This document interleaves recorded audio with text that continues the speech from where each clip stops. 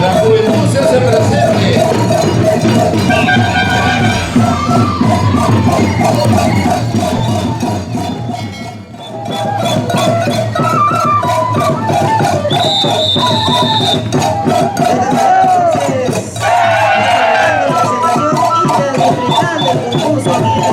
Muchas gracias a todas las comparsas que se han dejado visitarnos a la ciudad. Muchas gracias y la disculpa de Carlos Silva. Ahora sí, ya se vienen los anexos. Muchísimas gracias a Héctor Caguada también por su visita, por acompañarnos. Gracias por acompañarnos. Bueno, seguimos la entrevista. Ahí está, pues tenemos a la comparsa de Huirpa Cancha.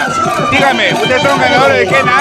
Sí, somos ganadores de Quena de la comparsa de Huirpa, la comparsa de los independientes. La verdad nos sentimos orgullosos y disfrutar los carnavales, vivir este momento porque solo es una vez al año.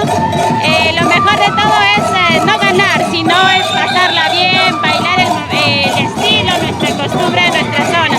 Me siento satisfecha de verdad de venir este año aquí a Laramarca en los concursos, ya que recién es nuestro primer año, pero igual nos sentimos satisfechos y eso sería todo.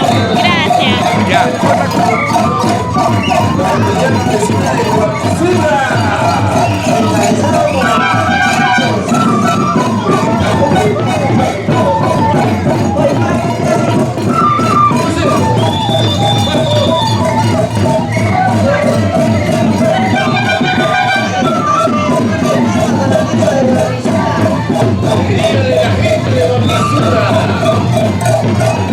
La juventud se hace presente.